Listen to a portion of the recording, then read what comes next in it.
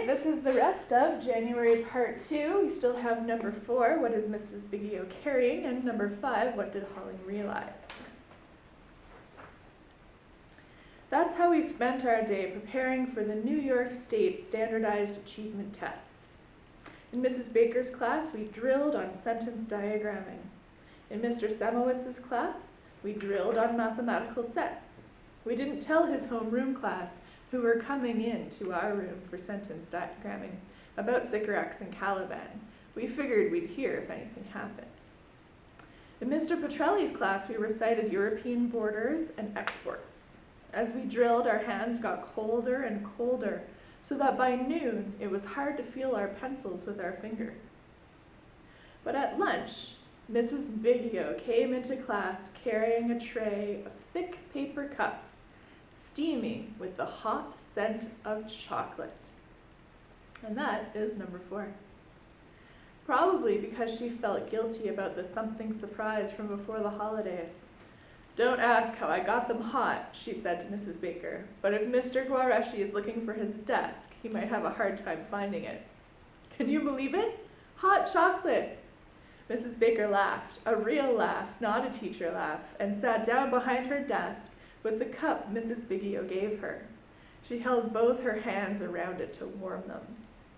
Mrs. Biggio walked down the aisles, and we each took a cup from her tray. Doug Switek tried to take 2, but when Mrs. Biggio put her heavy and sensible shoe on his sneaker, he put the extra cup back. Maiti did not reach for the chocolate when Mrs. Biggio came beside her. She did not raise her head. And Mrs. Biggio did not pause. She finished the rest of the aisles and left with 1 cup still steaming on her tray. "Let's begin the next sentences," said Mrs. Baker. We groaned. "Now," said Mrs. Baker, "while the sugar is coursing through your veins." She walked up and down the aisles to watch us work. I don't know if anyone else saw her put her cup of hot chocolate on Maiti's desk. Not that she had suddenly become filled with the milk of human kindness. That's from the tragedy of Macbeth, by the way. Mrs. Baker did not even let us outside after lunch. We kept drilling. In mid-afternoon, the clouds pulled up their tatters and started to thicken. Then they began to billow out toward the ground as though they were carrying some heavy load and we were about to split.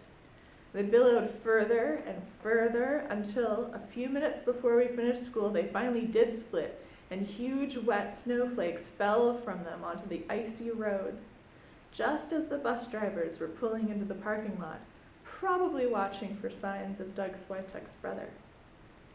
Before we left, Mrs. Baker read a memo that Mr. Guareschi had sent around to all the classrooms, since the PA system wasn't working with no electricity.